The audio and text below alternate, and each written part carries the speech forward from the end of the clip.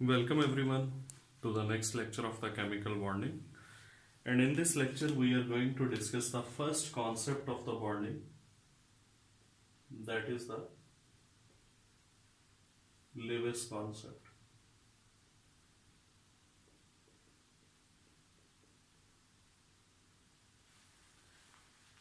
Actually, this concept was provided by the Lewis in 1916 in an article that was named as Atoms and Molecules. Lewis concept is the only concept in the bonding that will explain three types of bonds: ionic bond, covalent bond, and coordinate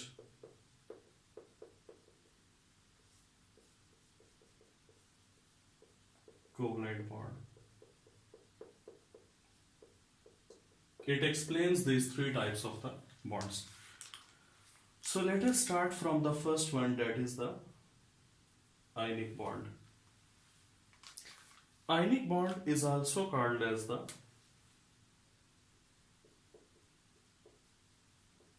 electrovalent bond,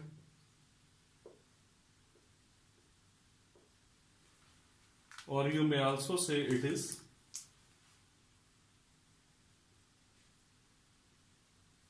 kernel bond, or you may also say it is Coulombic force.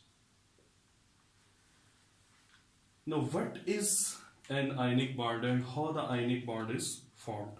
Let us talk about it. An ionic bond is formed due to complete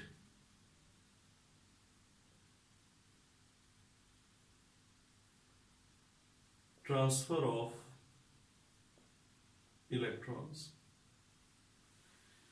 There will be an atom that will lose electron and the other will accept it, and this complete transfer of electron will result in the formation of ionic bond.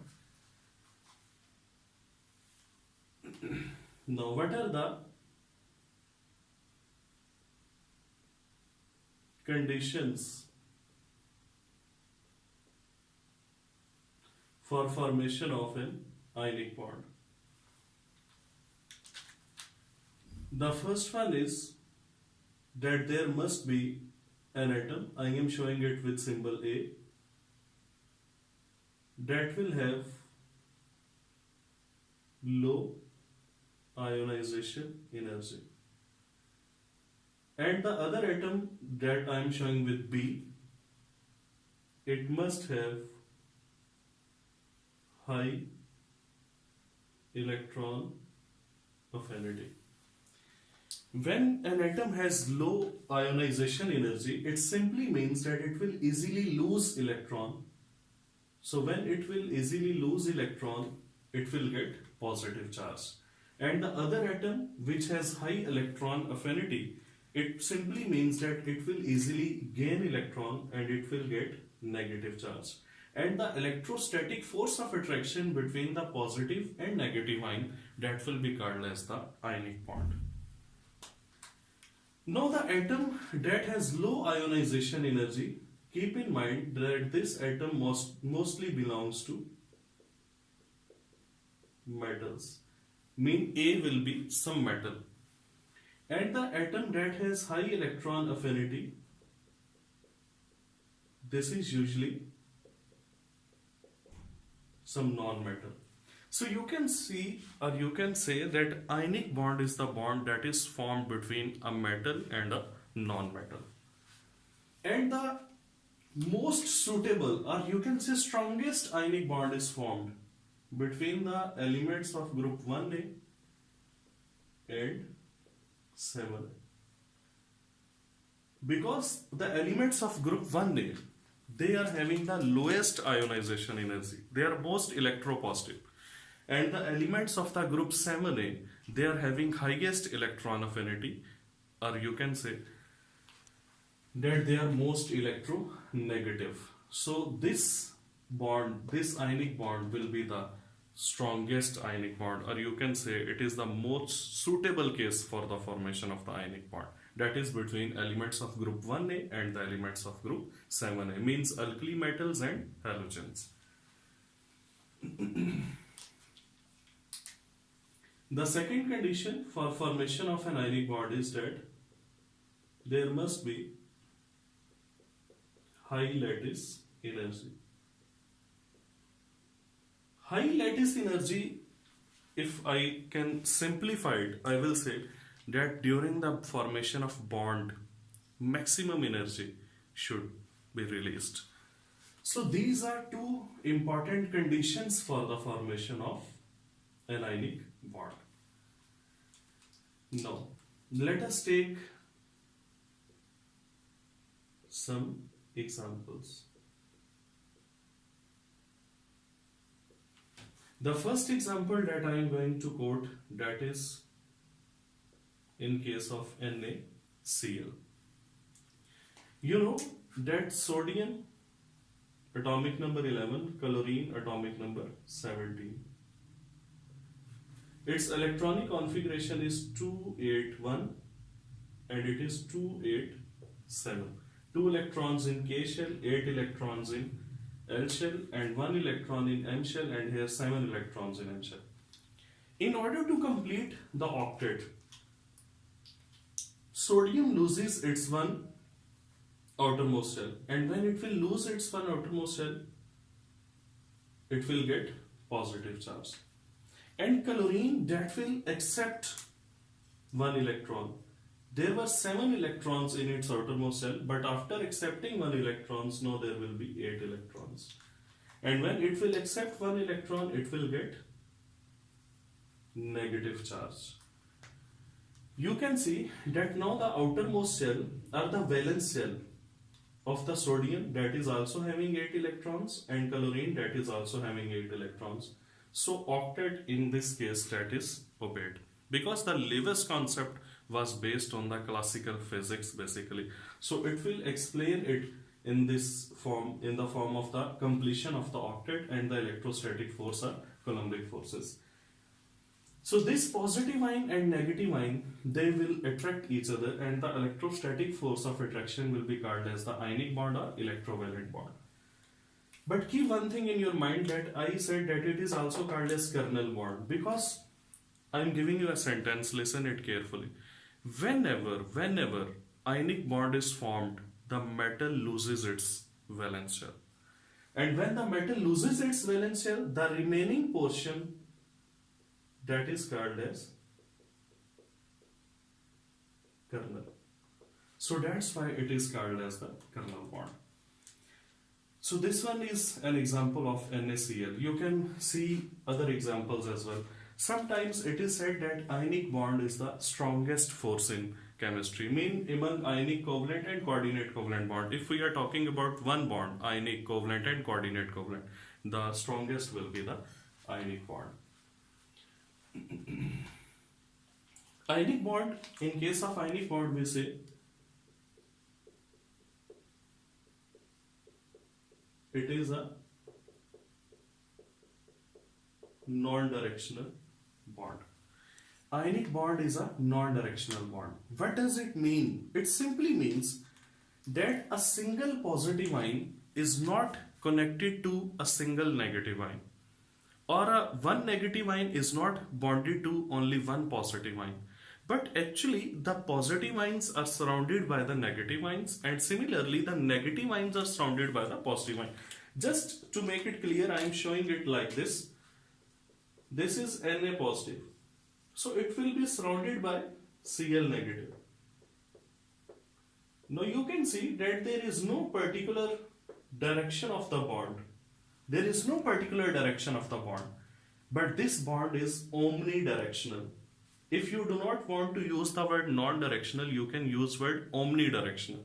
So this bond is basically omnidirectional, mean it is present in all directions. And if you want to simplify it further, simplify it, you can say that single positive ion is not bonded to a single negative ion, but a positive ion is bonded to large number of negative ions, and similarly a negative ion is bonded to large number of positive ions. So a positive ion will be surrounded by negative ions and negative ion will be surrounded by positive ions. So how there can be any particular direction of the bond? So this bond is non-directional or omnidirectional. How we can judge that if there are two atoms, they will form ionic bond or they will not form ionic bond?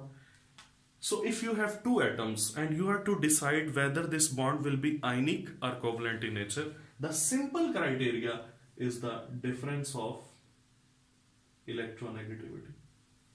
If there are two atoms, you are required to see the difference of electronegativity. If the difference of electronegativity is greater than 1.7, it simply means that this bond will be the bond formed between these two atoms will be ionic in nature. So if you have two atoms and you are to decide whether the ionic or covalent bond will be formed, you are required to calculate the difference of electronegativity. If it will be more than 1.7, this bond will be predominantly ionic in nature. So that was information about ionic bond. Let me tell you one other thing, that is there any bond which is 100% ionic? Does 100% ionic bond exist? No. The maximum percentage of the ionic character which is seen in a bond, that is 92%. And it is in the case of cesium fluoride. Why in case of cesium fluoride? Because cesium is the element of the periodic table that has minimum electronegativity and it is 0.7. And fluorine has maximum, it is 4. So the difference between these two, that is maximum in the periodic table, and it is 3.3. So they show maximum ionic character, that is 92%, and even in their bonds 8% covalent character will be present. In order to have 100% ionic bond, the difference of electronegativity should be equal to 4. Means fluorine is having maximum electronegativity 4. If it will form bond with another atom having electronegativity 0, then the difference will be 4, and in this case the bond will be 100% ionic. But you know that there is no element in the periodic table which with a electronegativity equal to 0. So existence of 100% ionic bond, that is not possible. Similarly, in case of NaCl, there is 72% ionic character and remaining 28% is the covalent character. So it was all about the ionic bond. Now let us start the next bond regarding to Lewis concept, that is the covalent bond.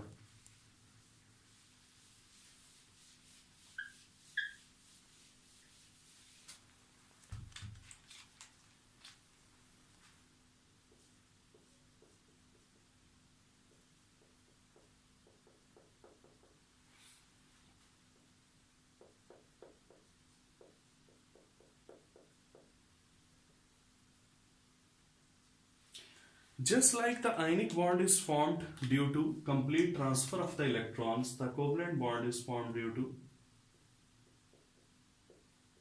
mutual sharing of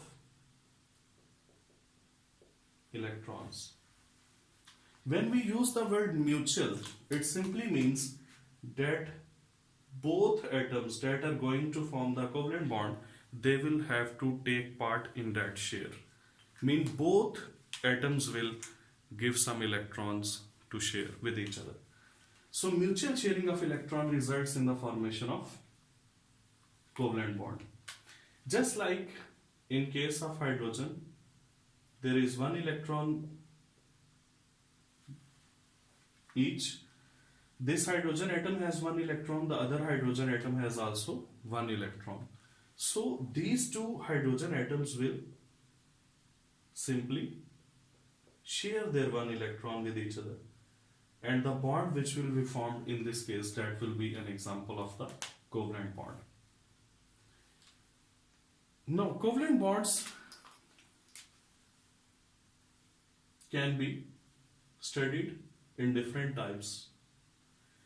The first category is on the basis of difference of electronegativity, and the second category is on the basis of number of electrons shared. So when we say that on the basis of difference of electronegativity, then there are two types of the bonds, covalent bonds. One is the polar covalent bond and other is the non-polar covalent bond. So let us first discuss these two. Polar bond. For a bond to be polar, the difference of electronegativity should be equal to 0 to 0.3. Or even in some books it is written that the difference of electronegativity should be from 0 to 0.4. If the two atoms are bonded through covalent bond and the difference of electronegativity between them is 0 to 0.3, then we will consider this bond as the, in that case, if the difference of electronegativity is from 0 to 0.3, we will consider it a non-polar covalent bond. Just like in hydrogen, when the hydrogen atoms share one electron with each other, the difference of electronegativity here, that will be 0. So it will simply refer that the electrons, shared pair of electron, that will remain at the center of these two bonded atoms, mean electronic load will not be shifted to any single atom. So this bond will be called as the non-polar covalent bond. But if the difference of electronegativity between two bonded atoms is greater than 0.3, then we say that this bond is the polar covalent bond. The polar covalent bond is also called as the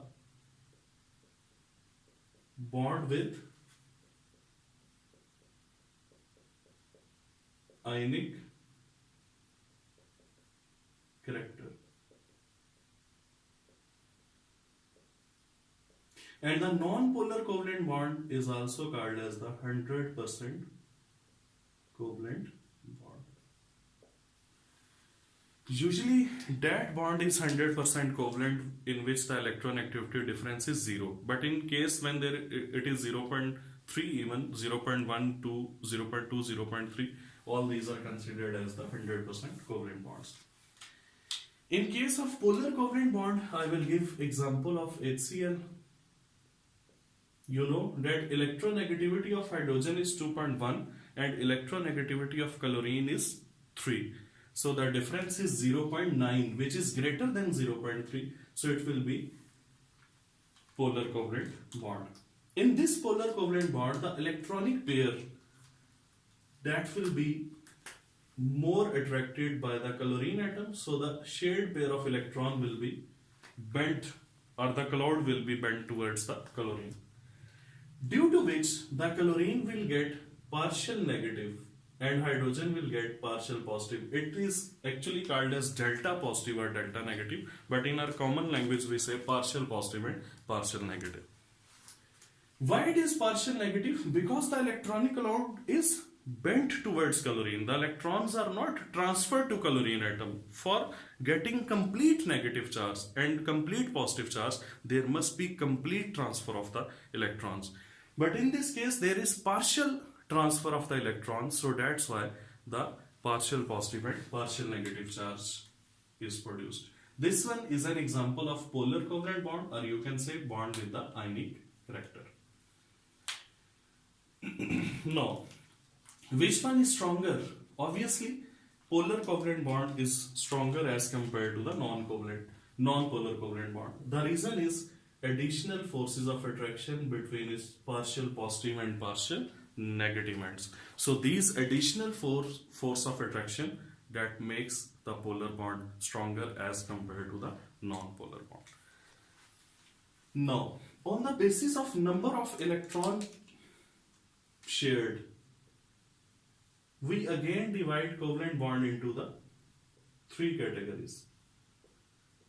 One is the single covalent bond, other is the double covalent bond, and next one is the triple covalent bond. Obviously, in case of single covalent bond, only one electron pair, or you can say two electrons are shared between two atoms. Here two electron pair, here three electron pair. So these are the number of pairs of electrons. And if we talk about the individual electrons, then there will be 2, 4 and 6 electrons. The example of single covalent bond is between two hydrogen atoms, just like, and even between HCl, that is also a single covalent bond. And example of double covalent bond is between two oxygen atoms, because two oxygen atoms share two electrons pairs. So here will be the double covalent bond. And each oxygen has two lone pair, so they will be shown like this. In case of triple covalent bond, one of the very simple example is of nitrogen, because each nitrogen atom shares 3 electrons, so there are 3 pairs of the shared electrons, and here the triple covalent bond is formed, and the nitrogen atom has 1 lone pair as well. So these are examples of the single, double and triple covalent bond. Which one is strongest? On the basis of the strength, you can say triple bond is stronger than double bond, and double bond is stronger than single bond. So this one is the sequence depending upon the strength of the bonds.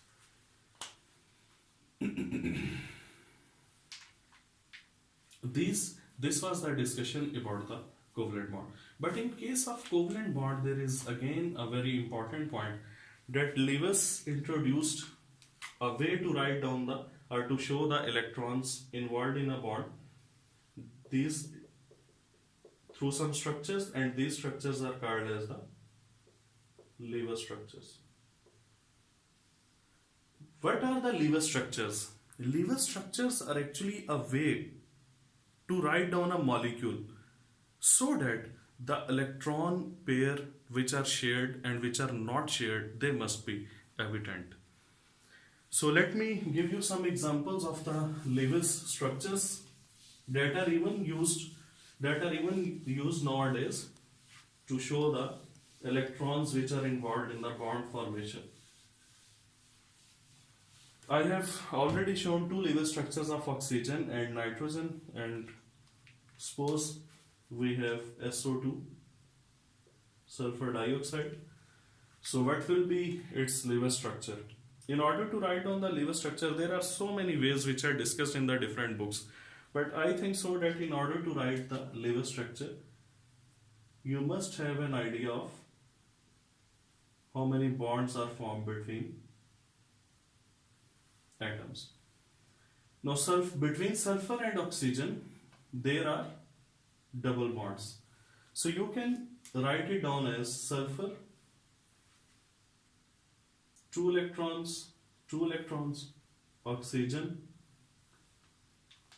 it has also shared 2 electrons, so like this. And the sulfur, because it has total of the 6 electrons in its outermost shell, so it will be having 1 lone pair here, because 4 electrons are involved in bonding, and oxygen also has 6 electrons, 2 are involved in bonding, so 2 will be the non-bonding electrons, or the lone pair of electron. This one is called as LEDS, Lewis electron dot structure. Sometimes dot cross structures are written. In those dot cross structures, there is nothing different, but just you will show electrons of one atom with dots and the electrons of the other atom with cross.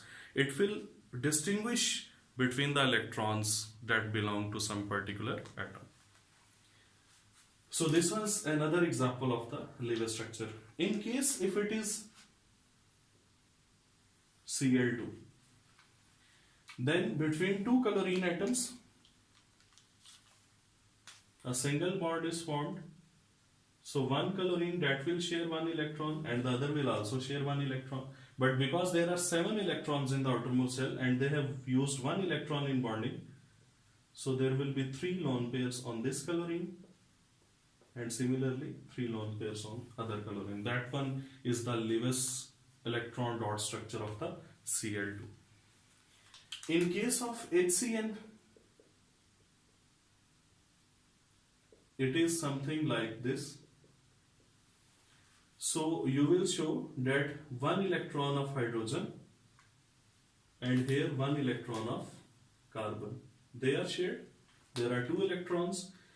You can write them like this or even you can show them something like this. So both are correct.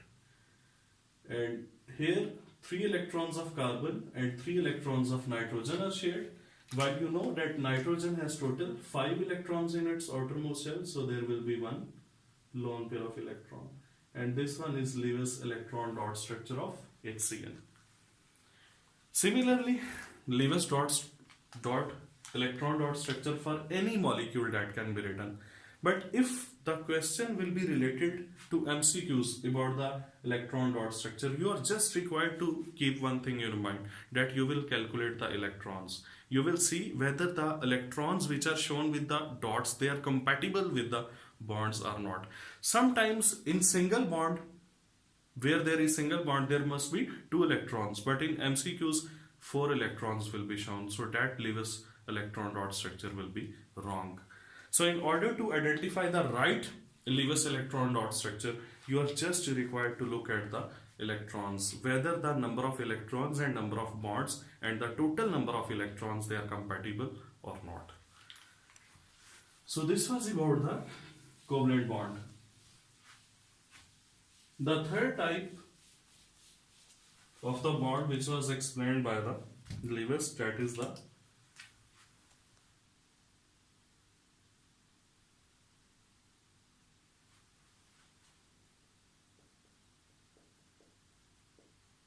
coordinate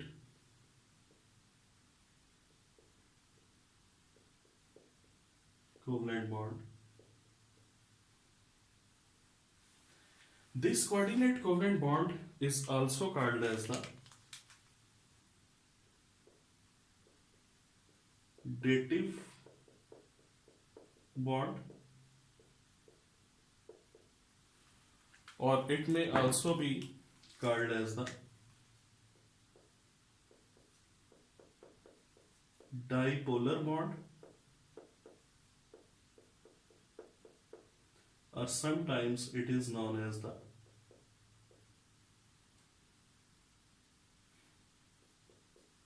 semi-ionic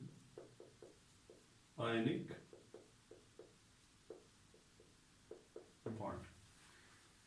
Now how this coordinate covalent bond is formed? Coordinate covalent bond is formed by the sharing of electrons. Now this sharing of electron is different as compared to the mutual sharing, because in this case the shared electron that will belong to single atom. In case of mutual sharing, both atoms take part in the sharing, both give the electrons to share.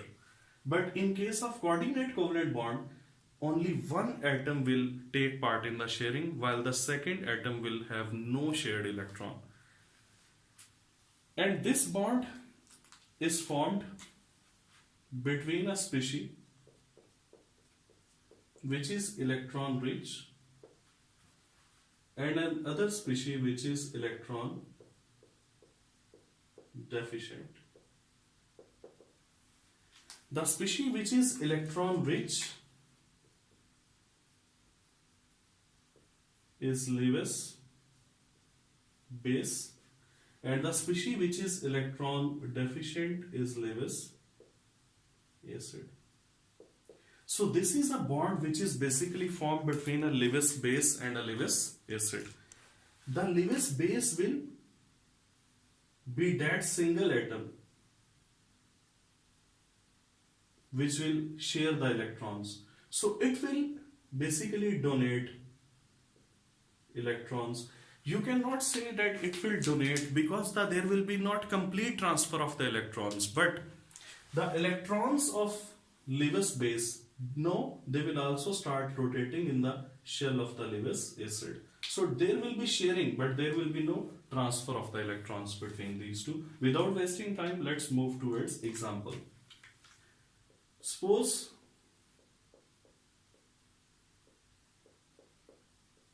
ammonia and the other one is boron trifluoride. As you have already discussed that boron has 3 electrons in its outermost shell and the 3 electrons of fluorine are there. So total boron has now 6 electrons in its outermost shell. It is showing the contraction of octet. It is still deficient of the octet. While in case of ammonia, even after bond formation, nitrogen has 1 pair of electron, which is not used in the bonding. This is called as the lone pair of the electrons. What this nitrogen will do, it will allow these 2 electrons to rotate or to move towards the shell of the boron. Before bond formation, these 2 electrons were only revolving in the nitrogen shell of the nitrogen. But after formation of the bond, these 2 electrons will start rotating in shells of both these 2 atoms. But the nitrogen will not lose hold of its electrons. So that's why there is no transfer of electron, only sharing of electron. And now, the species which is donating electron, it will get positive charge, and the species which is receiving electron, it will get negative charge. But the overall complex, that will remain neutral, and after bond formation we write it in form in the square brackets, and we say that it is an adduct which is formed, or you can say it is a complex compound which is formed. Actually, the real importance of the coordinate covalent bond is to understand the concept of the complex compounds or coordination compounds in the second year. So, now there is a question that in which orbital of the boron these 2 electrons will move. Let me solve this case as well. You know, in case of boron, this idea is only for the students of the entry test that have idea of the hybridization as well. But if you are watching this lecture for the first time or you are studying the bonding for the first time, don't stuff your mind with this. Boron, in case of BF3, that is sp2 hybridized. When it is sp2 hybridized, its electronic configuration will be written 1s2, sp2. So now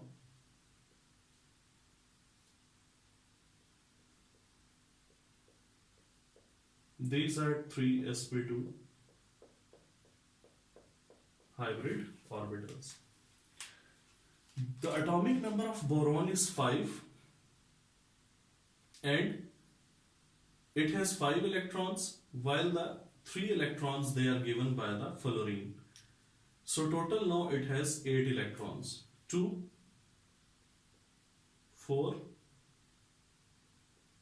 6,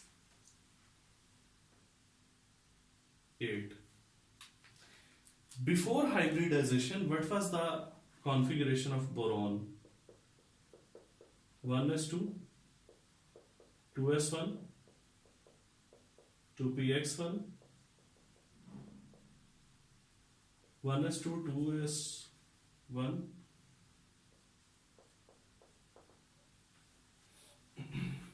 2, 3, 4, 5, and it was empty.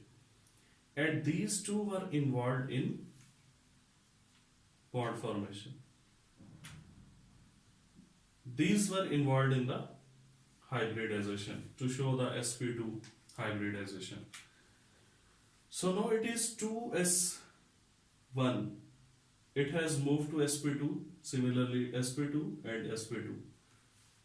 So one electron from every fluorine atom that will move here, here and here.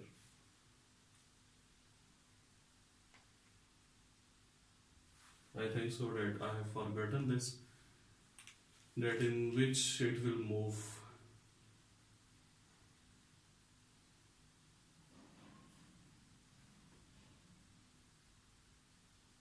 So we will discuss it somewhere else. But just keep in mind what is the, I'm really sorry for that, but just keep in mind what is the concept of this bonding. Let me take another example. That is the H positive proton and water. You know, in case of water, oxygen has two lone pair of electrons which are shared to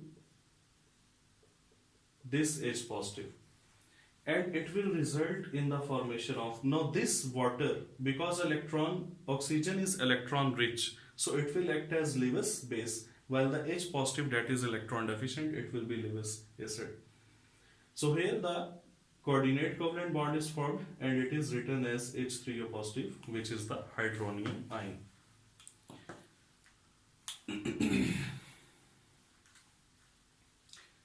Now let me tell you one other thing, that once the bond is formed, now you cannot distinguish between the coordinate covalent bond and covalent bond, because in case of coordinate covalent bond and covalent bond, there is sharing of the electrons. The pattern of the sharing is different, but there is no instrument which can define the pattern of the sharing practically.